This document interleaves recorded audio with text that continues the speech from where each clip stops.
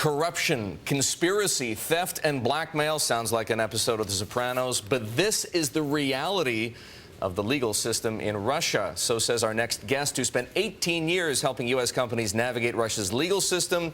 He fled Moscow in March because he feared being the next target of what he calls Russia's mafia police. Jamie Firestone is the co-founder and managing partner of Firestone Duncan. He joins us now from London.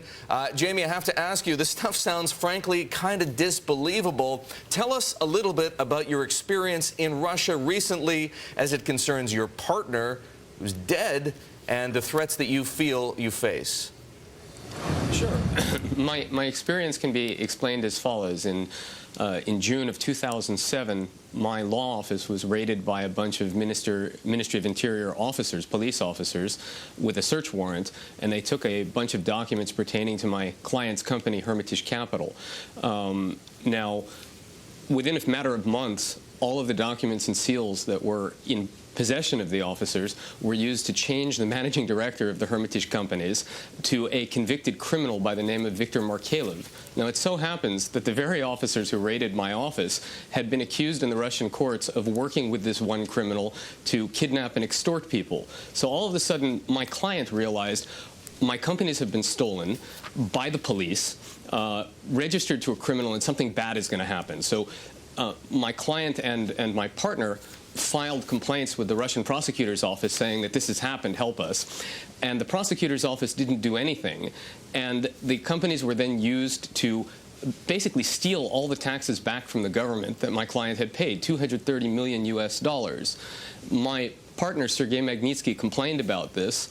And within months of complaining, he testified against the officers who did this and said they were obviously involved in this fraud because they had seized the documents and registered the company to a criminal that they had been working with and stolen $230 million. He testified about this. The same officers arrested him at 7 o'clock in the morning, basically. And the next thing you knew, he was in prison that evening. He was in prison for 11 months, tortured in prison, and he died in prison. Jamie, so if that's, yes. I don't want to cut you off, but I mean, this sounds so horrific. Aren't you fearful for your life? I mean, why aren't you in hiding? Well, yes.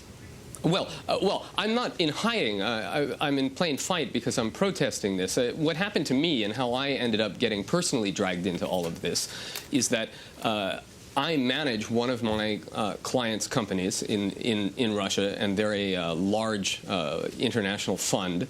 And one day, the same thing, I open my mailbox and I find out that somebody, I received an envelope, and in the envelope are a bunch of documents showing that somebody has applied for a $21 million refund, tax refund, forging my signature.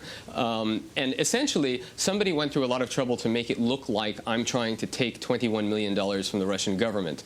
And so I realized at that point where this is coming from, that I've been a little too loud in protesting police corruption, and now the police have a present for me, so to speak. So what I've done is I've come to London right now, where I can expose this, but not have to worry about being arrested in the morning like my partner was, dragged off to prison and killed. Jamie, we only have about 40 seconds left.